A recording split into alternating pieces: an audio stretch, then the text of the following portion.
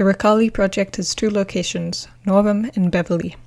This video focuses on the project the Northam team has been working on, and that it may serve as an aid to help you gain some insight and context into what the project is all about. Firstly, the name Rakali is the name the Ngajuri people, who are of the lower Murray River and Coorong region of South Australia, used to refer to the beaver rat, water rat, or Australian otter as.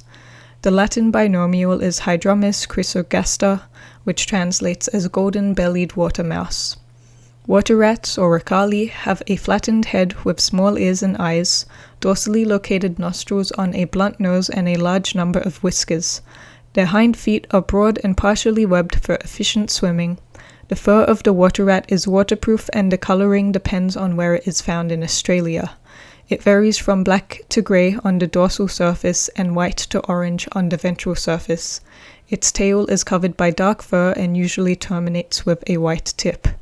With a total lifespan of 3 to 4 years, Rakalis tend to measure up to approximately 40 centimeters in length from nose to rump, with a slightly shorter tail, and generally weigh no more than 1.3 kilograms.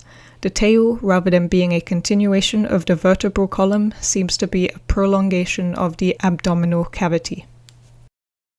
Back in the 1930s and 40s, the rodent was so prevalent that it was common practice for farmers to shoot them, and there was even a thriving fur industry because of them.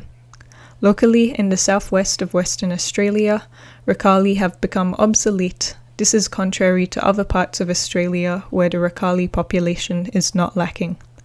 Onwards of the late 1930s, state governments gradually started releasing protection orders that made certain hunting and fur trading practices illegal without a permit. Today, the Rakali is considered to be naturally secure and, as of 2016, has an international conservation ranking of least concern. In Western Australia, it is considered a priority 4 species, which basically means that the Rakali is not currently under threat, but is rare and should be monitored in case the population does decrease. So the aim of Project Rakali is to survey some areas in hopes to confirm that the Rakali is still able to be spotted around here. The last sighting we are aware of came from word of mouth, where it was reported that about 3 Rakalis were seen nearby the Northam flour mill. The Northam segment of the Avon River has a section in it sometimes referred to as the Forest or Untrained Islands, as those islands were spared from the River Training Scheme, a 1950s governmental initiative to mitigate flooding by ripping all of the islands out of the river to increase unobstructed water flow. This is the area the Northam team is surveying. They are setting up a handful of wildlife cameras across the islands in hopes to capture some images that may confirm the presence of the Rakali. We know that the rodent tends to nest in tunnels along riverbanks or hollow logs. Its preferred diet is that of sea creatures, and it tends to spend most of its time fully submerged, except for the nostrils, while swimming in deep river pools of fresh or brackish water, tending to swim in a succession of small circles, usually overlapping areas it has already swam around. They cannot stay in water below 20 degrees, so to keep warm, they might return to the land and enter a burrow.